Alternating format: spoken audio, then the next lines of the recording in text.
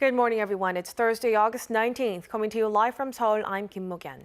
Before we begin, these are the stories we're following at the top of the hour. South Korea sees a sharp rise in daily COVID-19 infections Thursday as cases once again surpass the 2,000 mark. The Taliban has announced that Afghanistan will fall under Islamic rule in a shift away from democracy. Amid chaotic scenes at Kabul's airport, two senior Pentagon officials have reiterated that efforts will be made to evacuate Americans and its allies who wish to leave the country. And a South Korean court has ordered the seizure of Korea-based assets held by Japan's Mitsubishi Heavy Industries, paving the way for the nation's wartime forced labor victims to be compensated for the very first time. We begin with the COVID-19 situation here in South Korea. The country reported more than 2,000 cases for the first time in 8 days. This is also the second highest number of new cases to be reported in a day. For more on this, we have our Kim Do-yeon at the News Center standing by. Do-yeon, how are the numbers from last night? Mo-kyen, to be specific, on Thursday, South Korea reported 2,152 cases, with all but 38 being locally transmitted. This is a sharp increase from the day before, but as many know by now, the midweek tally is usually the highest and the most accurate reflection of current conditions. That said, the incline was expected, but as you mentioned, it is concerning for the authorities as the number is the second highest the country's seen, less than 100 short of the record-breaking number that came just last week. On the vaccination front, another batch of more than 1 million doses of AstraZeneca's vaccine will be delivered today. This comes as the country is picking up speed, with more than 500,000 receiving their first dose just yesterday, and at least 47.3% of the population having received their first dose. Now, Do-yeon, the daily caseload clearly indicates the current situation here in the country, but the good news is that vaccine supplies continue to come. But with current measures due to expire in 3 days, what can you tell us about the social distancing measures? Right, Morgan, that said, on Friday, health authorities will decide whether to extend current social distancing levels in place in the country. First, let's take a listen to what the authorities had to say.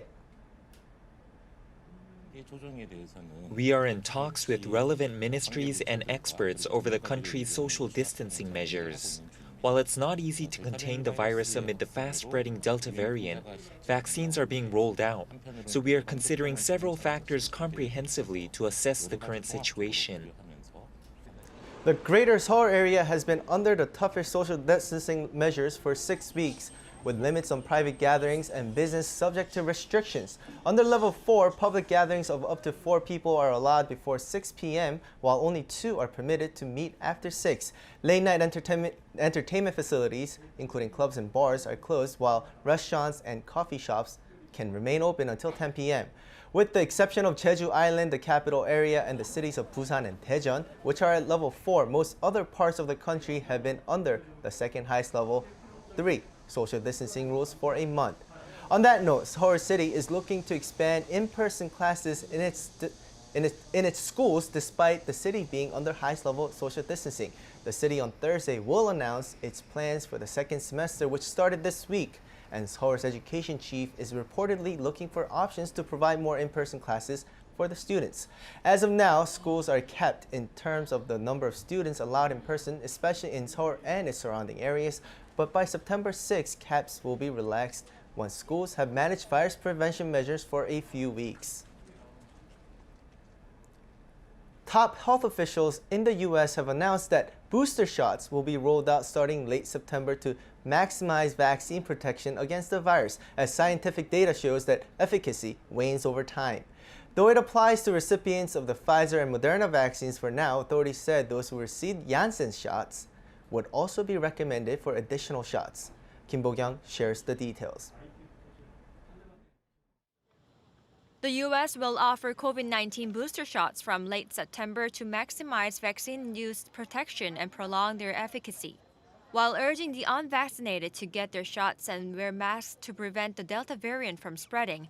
President Joe Biden, during a briefing on Wednesday, said the booster shots will be ready in the fall, pending approval from the Food and Drug Administration and the CDC committee. The remarks came after a joint statement was released by public health and medical experts from the U.S. Department of Health and Human Services on the administration's plan for COVID-19 booster shots. Earlier today, our medical experts announced a plan for booster shots to every fully vaccinated American, adult American. This will boost your immune response. It will increase your protection from COVID-19. And it's the best way to protect ourselves from new variants that could arise. The country will offer booster shots for all eligible Americans beginning the week of September 20th for those who have seen 8 months elapse since getting their second dose of either the Pfizer or Moderna vaccine. Despite admitting that more data needs to be collected, the statement said those who got the Janssen vaccine will also likely need a booster shot. The measure comes as scientific data clearly show the effectiveness of vaccines begins to decrease over time following the initial doses. And in association with the dominance of the Delta variant, it shows reduced protection against mild and moderate disease. By the time the booster shots are ready in fall, people who were fully vaccinated during the initial vaccination rollout, including healthcare providers and nursing home residents, will likely be eligible for additional shot. Regarding voices raising concern over the fact that Americans will get an additional dose while much of the rest of the world remains unvaccinated, the statement said that the U.S. will expend efforts to increase the supply of vaccines for other countries, adding to the 600 million doses it has already committed to donating globally. Kim Bo-kyung, Arirang News. Many parts of the world continue to grapple with wave after wave of COVID-19, with Japan logging a fresh record high in daily cases, mostly fueled by the Delta variant. The same strain is also spreading rapidly across the U.S. and Brazil. Kim Hyo-sun has more. After just 5 days, Japan has once again shattered its record daily number of new COVID-19 cases. The country confirmed 23,917 new cases on Wednesday, while 27 of Japan's 47 prefectures posted record figures. Tokyo reported its second highest daily tally with nearly 5,400 cases. The skyrocketing number of infections has also led to a shortage of hospital beds, with many people being urged to treat themselves at home if possible. Grappling with the surge, the Japanese government on Tuesday extended the state of emergency in the capital area and other regions, and it vowed to exert every effort to fight the spread that's being fueled by the Delta variant. While continuing to take measures to reduce COVID cases as much as possible, we will accelerate vaccinations. Based on the current understanding of the situation, on the number of infection rates and hospital bed usage in each region, we have expanded emergency measures to more areas. In addition, as a period to strengthen the system of hospital care that enables people to certainly receive necessary treatments, we have decided to extend the state of emergency. New Zealand has become the latest country to confirm the Delta variant. Reporting its first case in about 6 months, the country's prime minister imposed a strict lockdown of at least 3 days across the entire country. The Delta variant now accounts for nearly 99% of new infections in the U.S., dominating every other strain within just 3 months. Against this backdrop, U.S. health authorities are concerned about waning vaccine effectiveness against the strain. The proportion of Delta cases is also rising in Brazil, which has reported over 1,500 Delta cases as of Wednesday. Its health authorities say this is an 84% increase from the previous week. Kim Hyo-sun, Arirang News.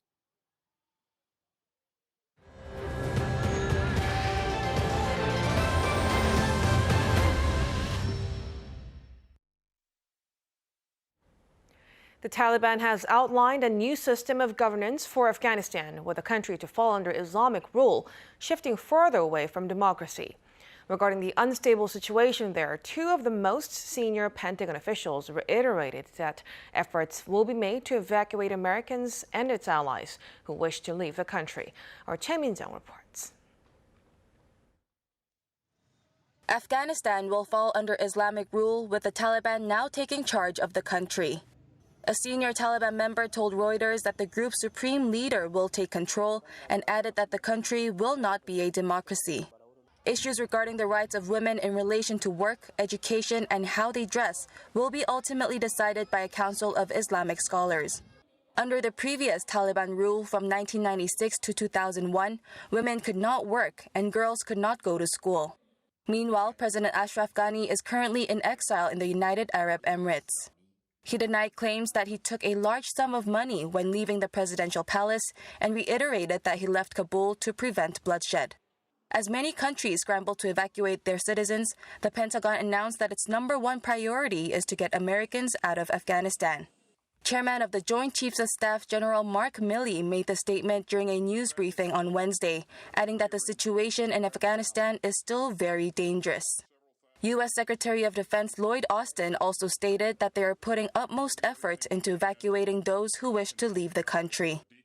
We remain laser focused right now on Hamid Karzai International Airport in Kabul and on doing everything that we can to continue evacuating Americans, allies, Afghans who have worked alongside us and also other courageous Afghans at special risk. There are currently 4,500 U.S. troops stationed at Kabul's main airport, and around 5,000 people have been evacuated. The top general said the security situation at the airport is currently stable, but there have been reports saying that the Taliban is blocking Afghans from reaching the airport. Austin also stated that there have been no hostile interactions with the Taliban.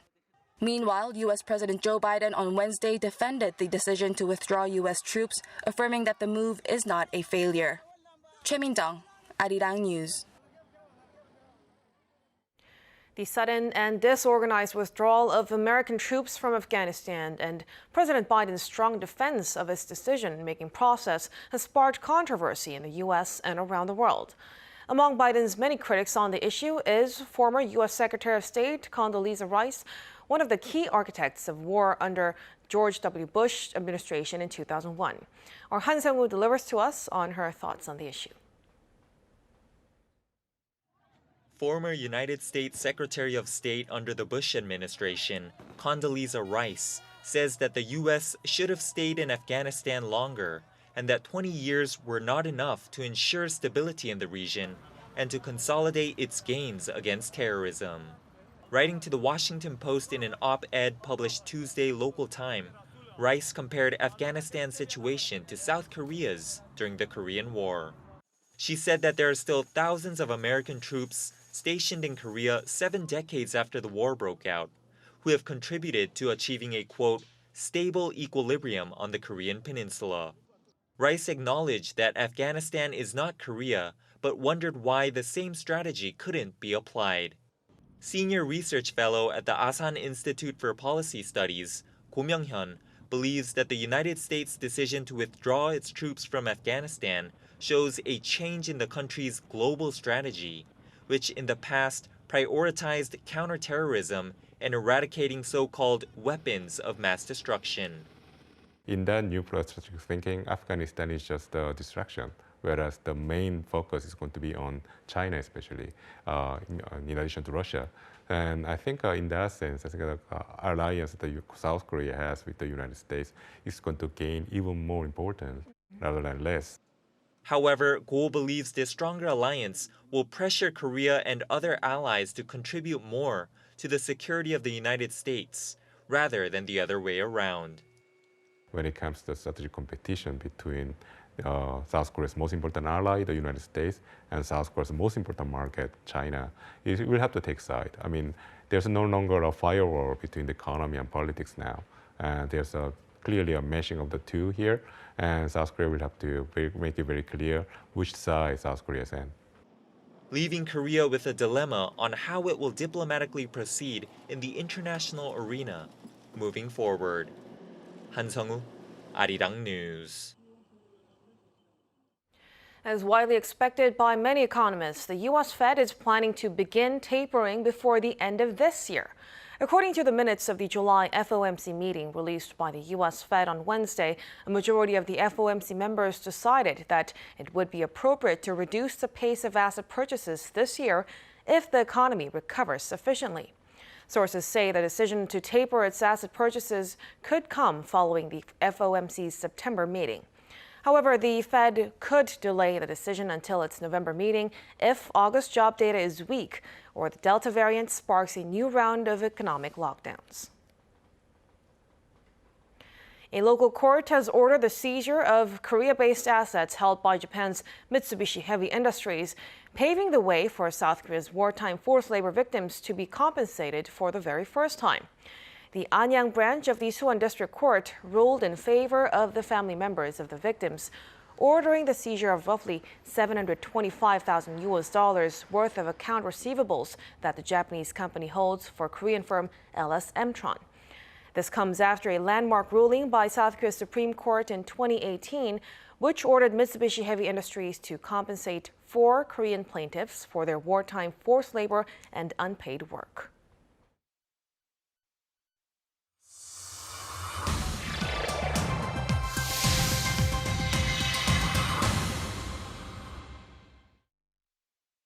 Let's take a look at what's going on in the world now. We start off in Haiti, where the death toll from last weekend's devastating earthquake approaches 2,000. According to preliminary data, the earthquake, which struck southwestern Haiti, had killed 1,941 up until Tuesday, while the search for survivors resumed after a tropical storm passed. Hospitals struggled to tend to all the injured, as the official tally of those hurt rose close to 10,000, with many still missing under debris. Quake damage to several major hospitals also hampered humanitarian efforts, while doctors in makeshift tents have battled to save the lives of the injured. Burying the dead has also been difficult, as funeral homes have also been struggling to deal with the number of bodies that have arrived en masse since last weekend, with the dead left piling up outside some facilities. Many are small businesses with limited capacity to deal with the current situation. From Saturday to Sunday, I received 41 corpses. I cannot receive more than that. We prepare them here. We've got the products and the specialists. Despite that, the public service doesn't provide us with electricity. We use our own electricity to preserve the corpses. As rescuers continue to search for survivors, hope grows dimmer by the day, as authorities brace for even more casualties from the latest disaster. Over in Lithuania, the nation's border service released a new video showing migrants trying to illegally enter EU territory along the green border with Belarus. At one point, the video shows Belarusian authorities standing in Lithuanian territory, a move that has angered Lithuania. The country has accused Belarus's government of encouraging the migrant flow in retaliation against EU sanctions on Belarus. While Lithuania has been tightening its control of the border to stop migrants from entering along the green border, only a handful of official border crossings are set to be prepared to process asylum claims. Meanwhile, Poland has positioned troops along its borders, as the country has also been seeing an influx of Belarusian migrants. And finally, over to the U.S., where former R&B singer R. Kelly is facing decades in prison should he be convicted on all the charges he's facing. The trial officially began at a court in Brooklyn, where the star is accused of racketeering, sexual abuse, and bribery. The trial, which has been delayed several times due to the pandemic, is expected to last about a month and will include testimony from some female accusers and at least one male accuser. The 3-time Grammy winner is accused of being the ringleader in a 2-decade-long scheme where he recruited women and underage girls for sex. 이승재, Arirang News.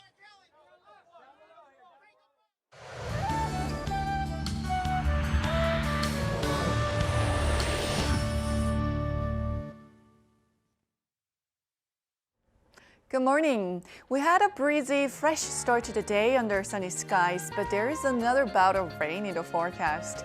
Sudden rain is in store across much of Korea with 5 to 60 millimeters expected, along with thunder and lightning. And Chungcheongdo and Jeollado provinces could even see some hail during the day. Heavy rain soaked the East Coast on Wednesday with more than 140 millimeters of torrential rain in a single day.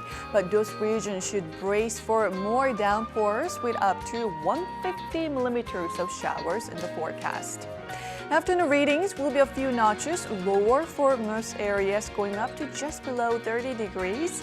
Daegu, Gwangju, and Busan will be topping out at 29 degrees Celsius this afternoon. Seoul will be as hot as yesterday, reaching 31. At the end of this week and into early next week, we have more wet weather in the forecast. So please adjust your schedule to the weather that's coming in. That's Korea for you, and here's a look at the weather conditions around the world.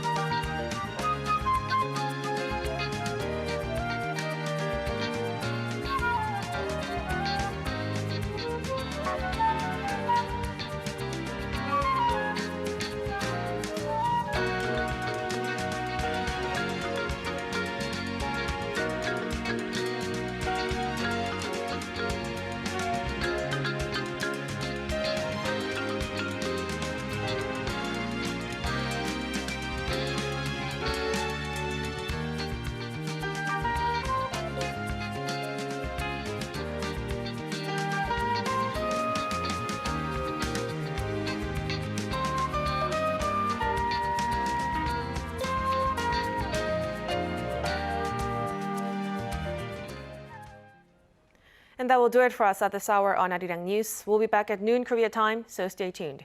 Thank you for watching and goodbye.